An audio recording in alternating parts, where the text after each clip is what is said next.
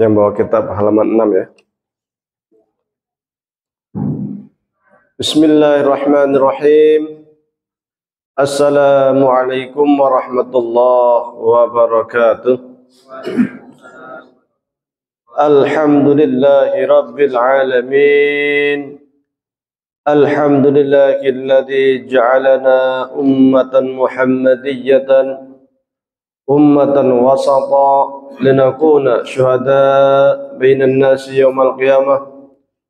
والذي أنعمنا بنعمة الإيمان والإسلام والأخوة والسلامة والكرامة وأمرنا بالتمسك بكتاب الله وسنة رسول الله وأوجب علينا الأمر بالمعروف والنهي عن المنكر وأشهد أن لا إله إلا الله وحده لا شريك له له الملك وله الحمد يحيي ويميت وهو على كل شيء قدير وأشهد أن محمدا عبده ورسوله الذي قد بلغ رسالة وأدى الأمانة وكشف الغمة وجاهد في الله حق جهاده حتى أتاه اليقين اللهم صل على محمد وعلى آله وصحبه والتابعين وتابعيه التابعين ومن تبعهم بإحسان إلى يوم الدين أما بعد.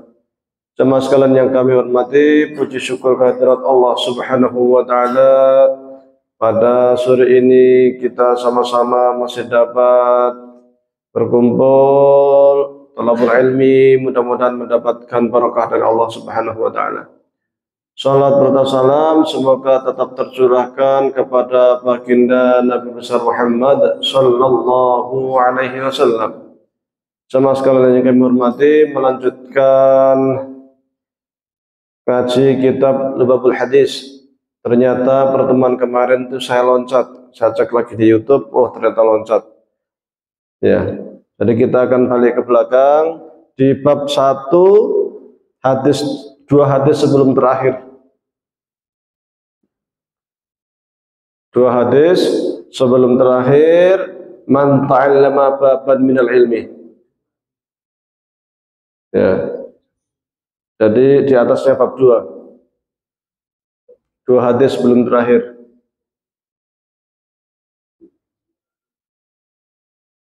Temu ya. Baik, saya bacakan untuk kemudian kita baca bersama-sama. Wa qala an-nabiy sallallahu alaihi wasallam wa qala an-nabiy sallallahu alaihi wasallam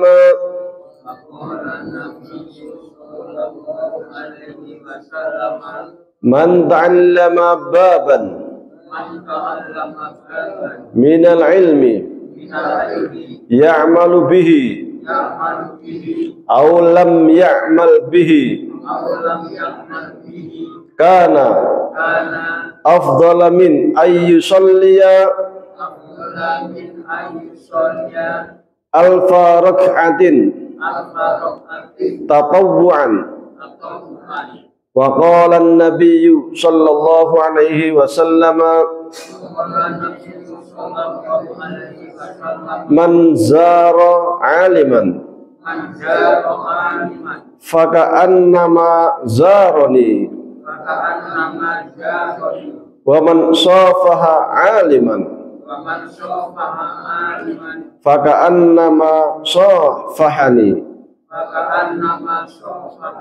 wa man jalasa aliman faka'annama jalasani fid dunya wa man jalasani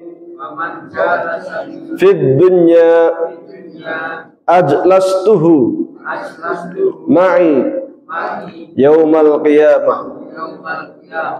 Baik, saya terjemahkan satu-satu ya. Wa qala, dan telah bersabda siapa an-nabiy sallallahu alaihi wasallam, Nabi Muhammad sallallahu alaihi wasallam, man barang siapa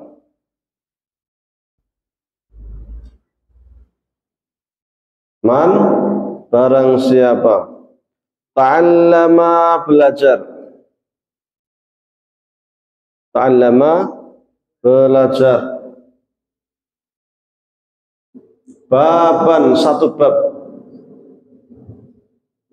Ya, baban akan satu bab. Minal ilmi, dari ilmu.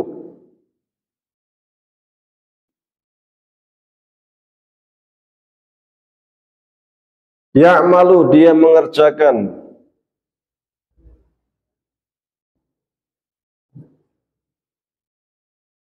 Ya'malu, dia mengerjakan. Bihi, dengannya.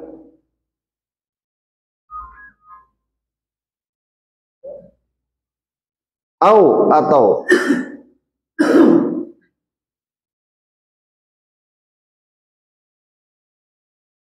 Lam ya'mal, dia tidak mengerjakan. Dia tidak mengerjakan. Bihi, dengannya.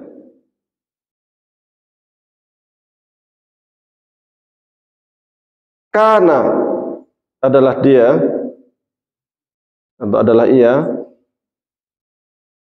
Afdala, lebih utama, lebih afdal.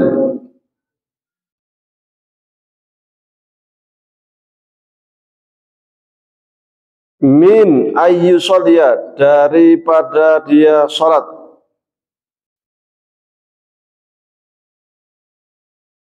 Min ayyu sholia, daripada dia salat. Alfa raka'atin, 1000 rakaat.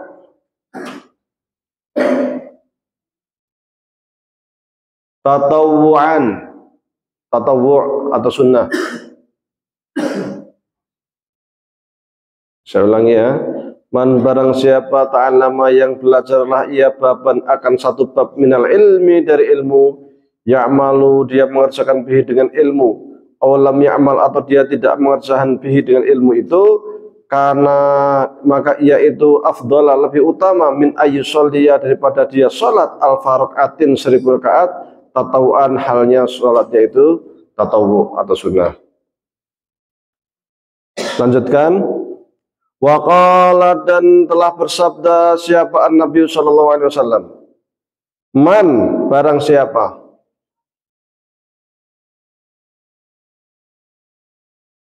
Zaro, yang mengunjungi.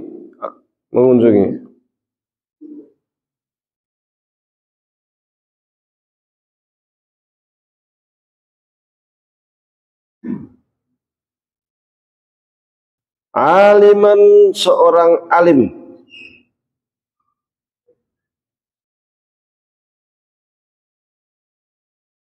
Seorang alim. Faka'an, nama seakan-akan ia itu. Seakan-akan ia itu. Zaroni, mengunjungiku. Maksudnya mengunjungi Nabi Muhammad SAW. Waman, dan barang siapa. Sofaha, berjabat tangan.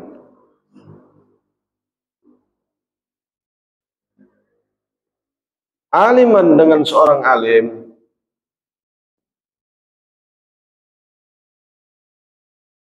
Faka'an, nama seakan-akan ia itu. Sofahani, berjabat tangan denganku.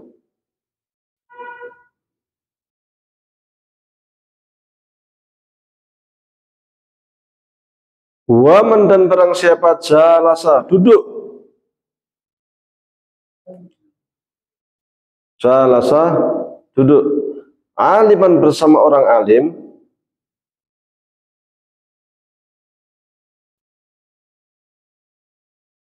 Bersama orang alim. Faka'an, nama maka seakan-akan ia.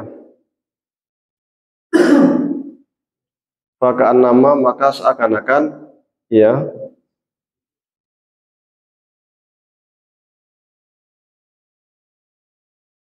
Jalasani, duduk bersamaku.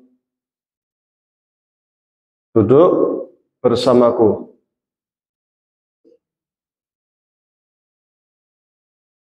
Fid dunya, di dunia.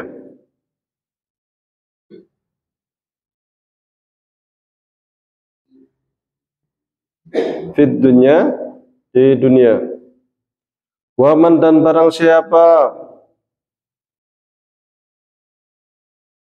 waman dan barang siapa, jalasani yang duduk bersamaku fid dunya, di dunia, ya, ajlastuhu maka ia akan aku dudukkan. Ajlastuhu maka ia akan aku dudukkan.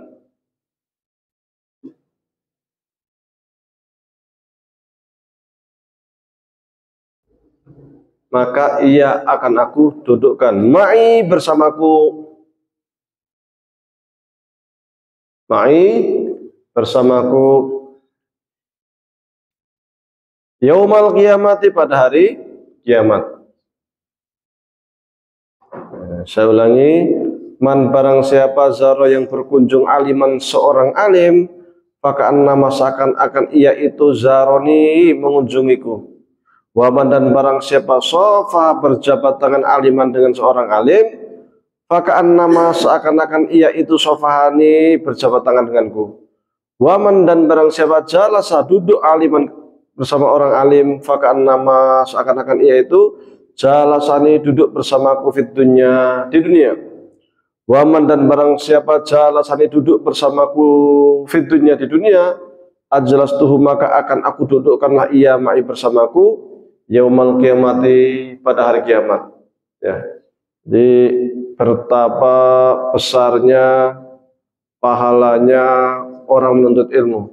Hadis pertama mengatakan, man ta'allama baban minal ilmi, barang siapa yang belajar satu bab tentang suatu ilmu, baik ia kerjakan atau tidak ia kerjakan, itu lebih mulia dibanding dia sholat 1000 rakaat sunnah. 1000 rakaat sunnah di sini duduk sebentar sambil ngantuk, pahalanya sama dengan sholat 1000 rakaat sunnah loh. Sambil ngantuk dapat pahala.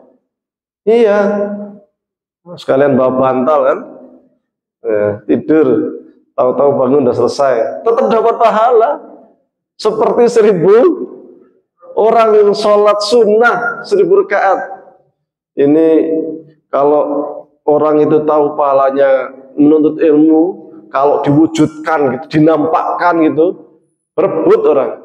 Iya, karena orang itu pengennya itu sesuatu itu nampak. Senang itu kelihatan.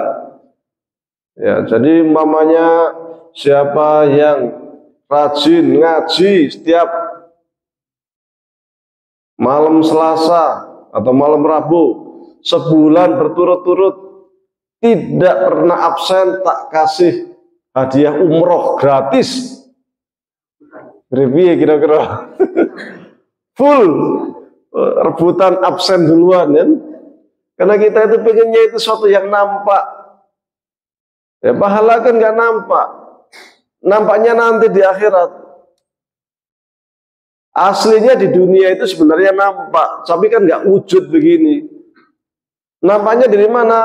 Akan kelihatan perbedaan orang alim sama orang tidak alim itu. Secara akhlaknya, secara perilakunya. Itu beda orang alim sama tidak itu. Derajatnya di sisi Allah, di sisi manusia, itu beda. Tapi kadang kita itu pengen sesuatu itu menampak muncul gitu. Padahal ngaji itu kan sederhana, simpel gitu. Teko duduk ngrungokake entuk ilmu. Kita itu kan, masalah kita itu, kenapa kok kita itu mundur peradaban Islam? Karena sunnah nuntut ilmu itu lemah sekali kita itu. Kenapa dulu Nabi cuma menjadi seorang Nabi 23 tahun saja? 23 tahun roh. Ibaratnya kalau kita itu sekolah SD, SMP, SMA, kuliah, S1, S2 ya. Berapa tahun? Ya gitulah, S3 ngajar. Tapi setelah itu Romawi, Persia bisa hancur, Pak. Bisa kalah sama umat Islam itu. Ya karena mengamalkan ini, suka cari ilmu. Rasul itu sering buat halaqah ngaji seperti ini. Ya jadwalnya tidak pasti, sering ngaji bareng, halakoh bareng. Dan sahabat senang. Dan setelah Rasul meninggal, para sahabat yang mendapatkan ilmu juga punya semangat yang luar biasa untuk memberikan ilmu kepada orang lain. Dan dulu tabi'in semangat juga. Kalau kita paling kan dari sekitar sini ya rumahnya datang ke masjid gitu ya. Kita bayangkan coba Imam Bukhari dari Rusia sana, Rusia naik kuda cari ilmu sampai ke Baghdad kan. Zaman itu belum padang pasir, belum hujan badai dan sebagainya. Ibnu Hambal, kalau Imam Bukhari kaya lah, dia banyak harta, jadi kesana kemari punya duit banyak karena warisan orang tuanya orang kaya. Ibnu Hambal itu untuk cari ilmu ke Baghdad, sore cari ilmu, pagi kerja kuli di pasar, angkat junjung barang. Habis subuh cari ilmu, gitu. Nanti saya dapat bekal lumayan buat ke Yaman, di Yaman. Jadi kuli juga sama. Uang yang dihasilkan hanya untuk cukup untuk thalabul ilmi, pergi lagi kemana itu. Jadi himmah yang ada di dia, di beliau Imam Ibnu Hambal, yang di hatinya itu ingin jadi thalib. Kerja tetap, tetapi pengennya itu jadi thalib. Kenapa? Karena seorang thalib itu mulianya luar biasa. Ketika meninggal, statusnya thalib, syahid loh. Pahalanya itu pahala syahid. Maka pengen saya ini akan selalu jadi santri. Santrinya gimana? Di Masjid Al-Furqan ada ngaji, tak teko supaya status saya jadi santri.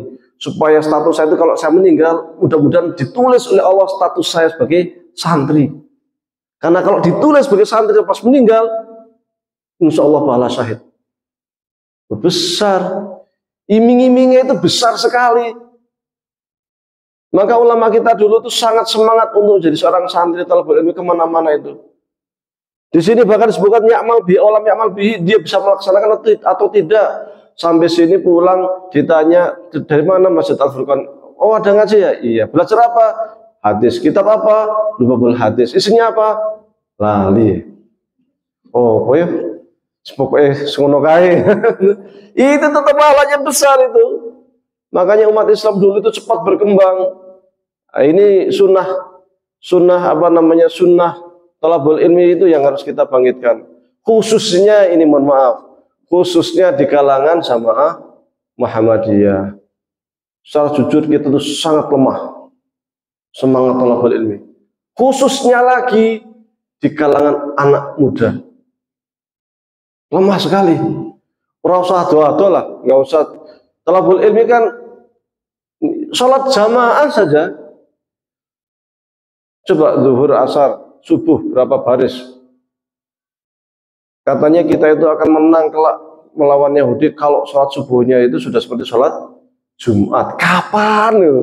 Nek ngelihat sholat zuhur, asar segitu, kira-kira kapan itu kita itu bisa melawan Yahudi gitu? Saya itu hampir tiap ahad lah keliling itu saya, kemana-mana lah.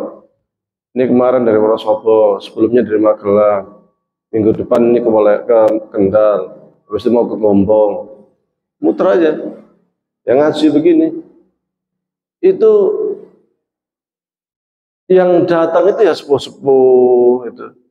Seakan yang butuh ilmu itu yang sepuh-sepuh. Ingat, seakan-akan mati itu kalau orang sepuh saja.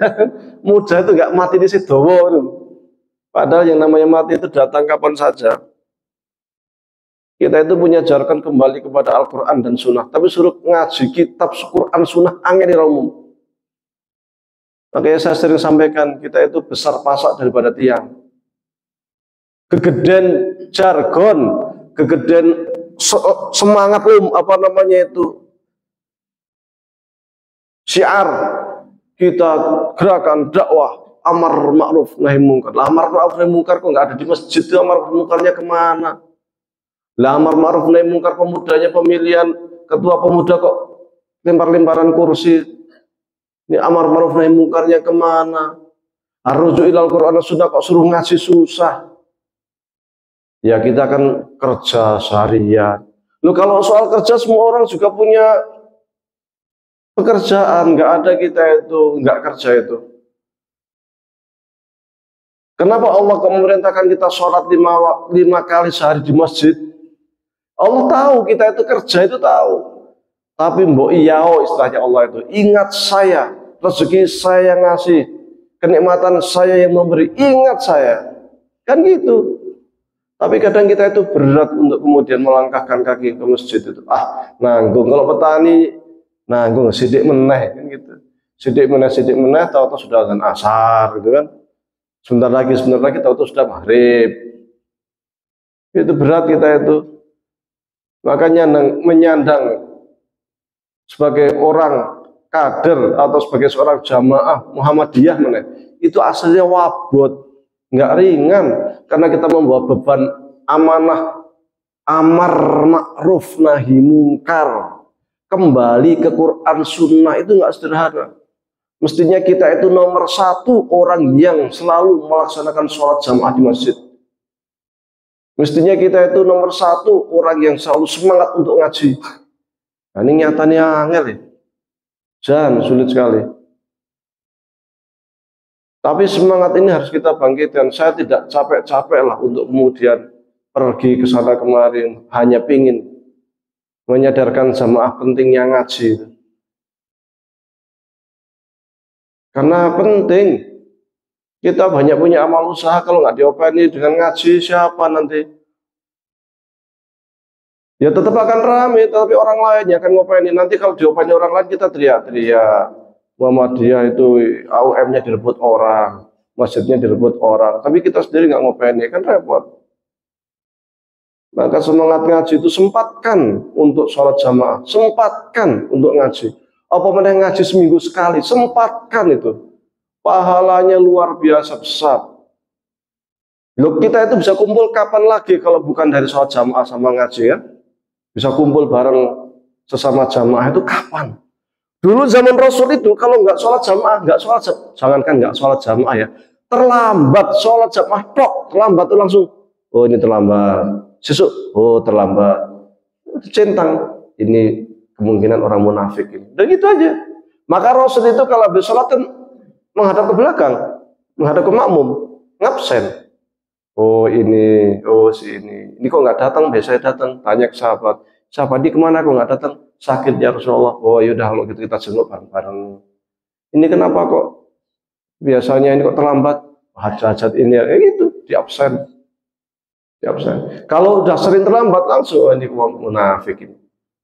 Bayangkan, kita membayangkan kalau Rasul hidup di zaman kita sekarang. Kira-kira kita itu mau dicap apa ini? Gak kebayang itu. Kira-kira umat Islam itu mau dicap apa gitu. Kayak gini kok pengen menang melawan Yahudi. Ya kita umat Islam di Palestina sendiri mereka dibantai. Ya. Kita untuk mendoakan selepas sholat saja berarti minta ampun kan. Maka kita harus selalu tajdid lah iman kita ini. Kalau pengen menjadi umat terdepan ya harus siap ngaji harus siap. Aslinya atau idealnya yang lebih baik itu santri sing golek guru aslinya. Tapi kalau ini diterapkan di Indonesia ora dadi wong guru sing miyeng-miyeng ana santrine. Apa meneh guru nih nunggu santri kok teko. Maka itu bagian dari tugas berat lah. Tugas berat kita semuanya untuk amar ma'ruf nahi mungkar itu. Menggelorakan semangat kita ngaji itu. Ahmad Dahlan itu dulu juga semangat luar biasa mengaji ke anak-anak, ke siapa itu. Nah, ini penting ya. Sederhana. Maka di hadis kedua disebutkan apa? Ini kita tak buat agak cepat biar agak ini. Soalnya udah lama baru satu bab ini. Manzaro aliman fakana mazaron ini bayangkan nih. Mengunjungi orang alim itu bagaikan mengunjungi Kanjeng Nabi. Ini tradisi ini kayaknya kurang di kita. Mau kemana silaturahmi, kemana ke orang alim, jarang sekali ke Pak Kiai, ke Ustadz. Kita itu sangat jarang tradisi ini. Padahal ini tradisi yang sangat baik karena itu bagian dari cinta ilmu. Ulama itu siapa sih? Kata Rasul, al ulama warasatul anbiya, pewaris Nabi. Jadi kalau pengen ketemu sama pewaris Nabi, ya kunjungi ulamanya. Jadi jangan konsentrasi ke dagang saja, petani saja, ya, dunia saja. Ingat di sini ngaji, ingat di sini sholat jamaah, ingat di sini tak sowan ke rumahnya Pak Kiai. Kalau di tetangga kita apa bilangnya ngalap berkah. Itu untuk apa istilahnya itu, menumbuhkan semangat kita. Selamat barangkali ibadah kita kurang, barangkali kita ada persoalan-persoalan yang perlu kita tanyakan, yang barangkali kalau kita lakukan bertentangan dengan hukum Islam atau tidak. Jadi duduk kepada orang alim, pahalanya luar biasa, dan itu teladan para ulama kita terdahulu. Mereka senang sekali kalau ada orang alim. Jangankan nah Imam Syafi'i sampai jalan-jalan ke sana kemari untuk duduk bersama orang alim. Saya pernah cerita, Khalifah Abbasiyah Harun ar-Rasyid mentang-mentang seorang khalifah, maka dia undang Imam Malik untuk datang ke Baghdad. Imam Malik di mana? Madinah. Undang ke Baghdad supaya apa? Supaya datang ke Baghdad ngajarin sang khalifah. Imam Malik sebagai seorang ulama mengatakan apa? Sing butuh sopo.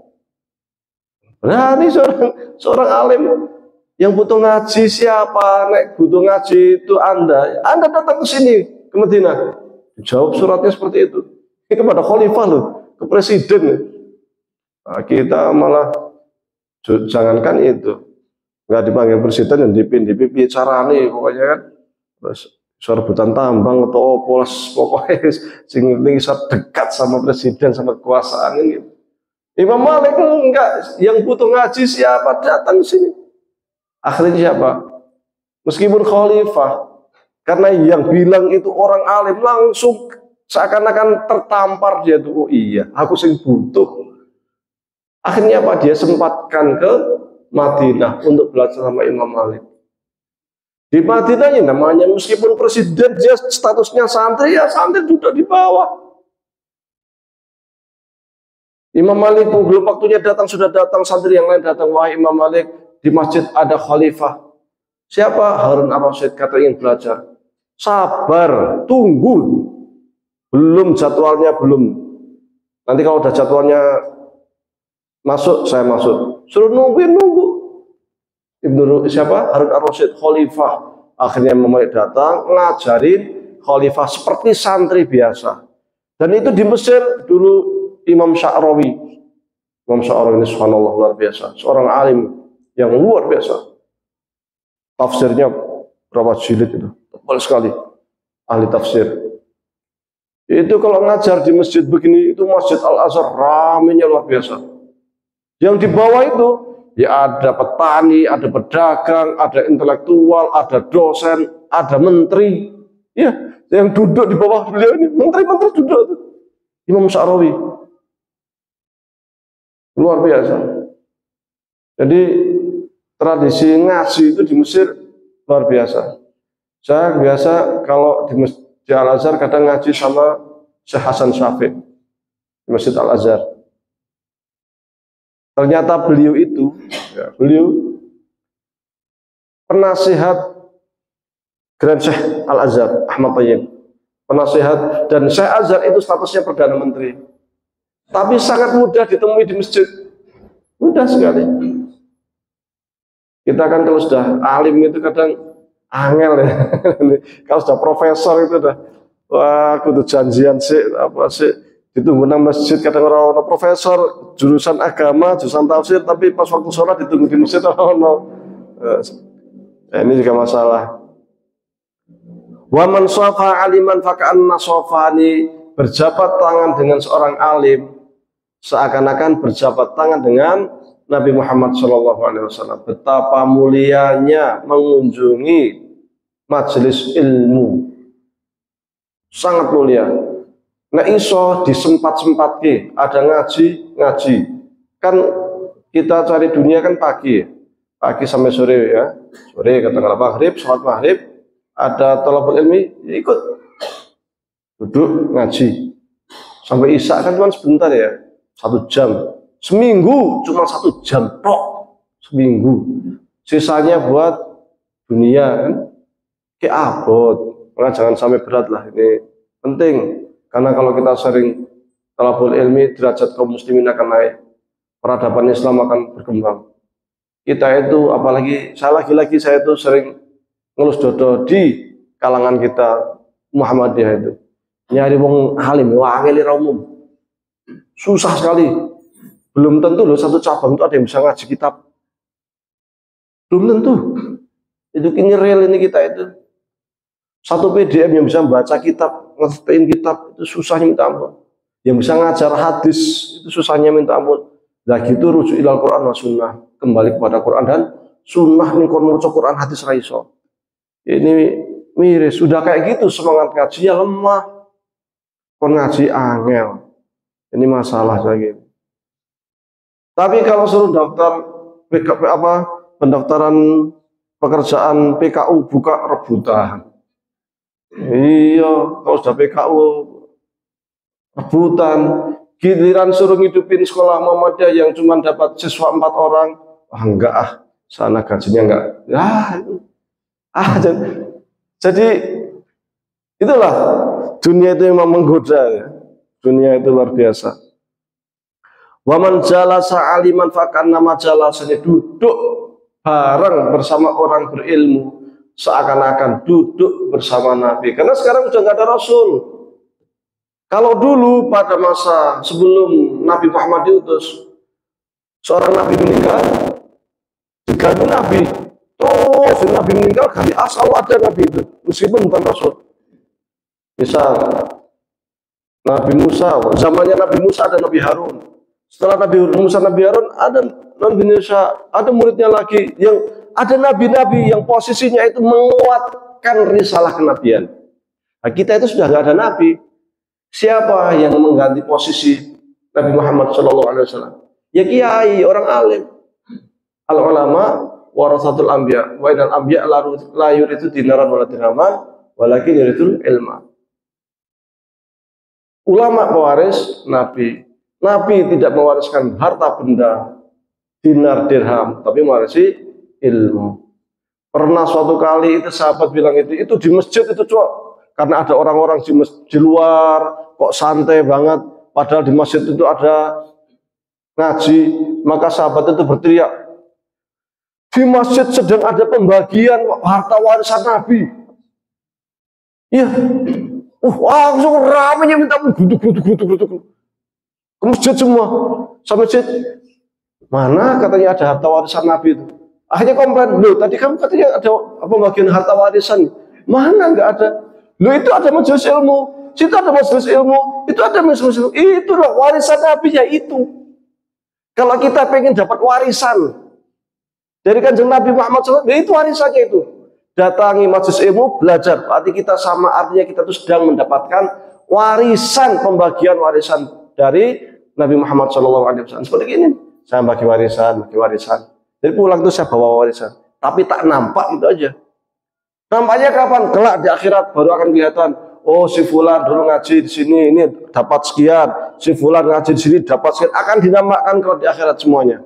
Sekarang di dunia nggak dinampakkan, tapi di akhirat nampak semua. Ini kalau dinampakkan itu luar biasa. Yang namanya pahala jalannya dari rumah sampai sini, pahala niatnya, pahala ilmunya, belum malaikat di sekitar kita yang luar biasa banyak yang mendoakan kita, belum rahmat Allah yang turun kepada kita. Banyak sekali kalau dinampakkan. Saking mulianya, bayangin. Ini tidak ada loh agama di dunia yang memuliakan ilmu seperti kita, seperti umat Islam. Nggak ada. Tapi kesadaran kita yang kurang. Jepang ketika dibom Hiroshima dan Nagasaki yang dicari siapa? Guru. Guru kita ada berapa? Guru kita yang masih hidup berapa? Itu yang ditulis di list itu. Kenapa? Karena guru ini penting untuk pendidikan bangsa, kebangkitan peradaban. Guru yang dicari, yang ditulis ya oleh Kaisar Jepang itu. Jadi semangat belajarnya. Kita kalau di Rusia kita lihat atau di Eropa, di bis, di metro itu mereka tuh bawa buku, baca, rajin mereka baca. Kita sebenarnya orang bisa rajin juga. Baca status, baca WhatsApp gitu ya. Nah, itu kita sama derajatnya, sama-sama baca, beda level gitu. Kalau kita pengen nanti duduk di akhirat bersama Nabi, sering-sering duduk pada orang alim, maka Rasul mengatakan, wa man jalasa aliman fakana majalasan fitunya. Kalau kita duduk bersama orang alim, sama artinya kita duduk bersama Nabi Muhammad SAW di dunia. Kenapa? Karena orang alim ini pewarisnya Nabi. Kita nggak ketemu Nabi sekarang, Nabi udah nggak ada. Pengen ketemu Nabi, datangi orang alim, karena dia itu pewarisnya Nabi. Wa man jalasa fitunya, kalau kita itu duduk bersama orang, sering duduk bersama orang alim di dunia, maka di akhirat Rasul SAW akan memanggil kita, wahai fulan, sini fulan, kamu duduk sering ngaji ya, sering duduk sama orang alim ya, sama kiai, sama ustadz ya, sini sekarang duduk bersamamu, duduk bersama saya. Di hari kiamat, hari yang kita itu berharap syafaat Nabi Muhammad SAW, yang pada waktu itu sangat mengerikan. Semua orang berpikir, ya Allah, dosa saya segini, kira-kira saya selamat enggak, kira-kira saya akan ini enggak. Oh, orang itu bingung. Jangankan kita, Nabi Adam aja bingung, Nabi Ibrahim saja bingung. Kenapa? Nabi Adam berpikir, ya Allah, saya pernah makan buah khuldi, ya Allah. Nabi Musa, ya Allah, saya pernah ngampor orang sampai mati. Jadi Nabi aja bingung. Hanya Nabi Muhammad yang tidak bingung dan bahkan akan memberi syafaat. Dalam kondisi kebingungan seperti ini, kok kita dipanggil, wahai fulan, datang sini. Kamu dulu pernah ngaji ya? Iya. Sini, duduk sama saya di sini. Aman kita, Masya Allah. Damainya, senangnya. Allahumma sholli ala Muhammad sallallahu alaihi wasallam. Ajlastuhu ma'i yaumal qiyamah, kita akan bersama dengan Nabi Muhammad sallallahu alaihi wasallam. Mudah-mudahan kita mendapatkan syafaat dari baginda Nabi Muhammad sallallahu alaihi wasallam. Kita lanjut di bab 2 ya. Al-bab as-tsani, bab kedua. Qala Nabi sallallahu alaihi wasallam, qala Nabi sallallahu alaihi wasallam, man qala kulla yaumin la ilaha illallah Muhammad Rasulullah mi'ata marratin jaa yaumal qiyamati wa wajhuhu kal badri wa qala sallallahu alaihi wasallam afdhalul dzikri la ilaha illallah wa afdhalud du'ai alhamdulillah. Kita terjemahkan. Allah telah bersabdalah siapa Nabi Muhammad sallallahu alaihi wasallam. Man barang siapa, nah, uktub, tulis. Yang bawa kitabnya tulis. Man barang siapa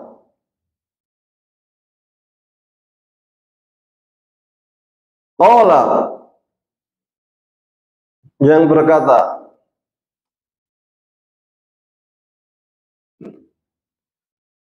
kulla yaumin, setiap hari. Setiap hari ngomong apa dia? La ilaha illallah Muhammad Rasulullah. Ya. Setiap hari dia berzikir la ilaha illallah Muhammad Rasulullah. Mi'ata marratin. 100 kali.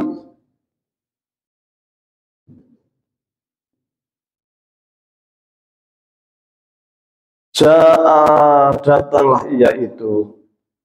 Ja'a, datang.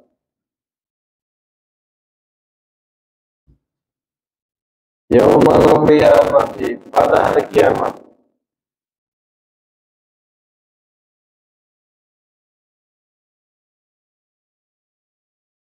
Wa wajhuhu kal badri, dan wajah dia itu bagaikan bulan purnama.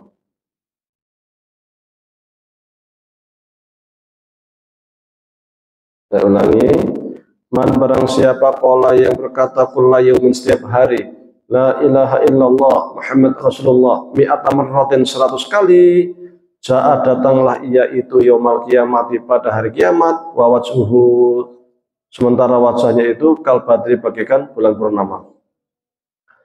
Wa qala dan bersabda siapa sallallahu alaihi wasallam Nabi Muhammad sallallahu alaihi wasallam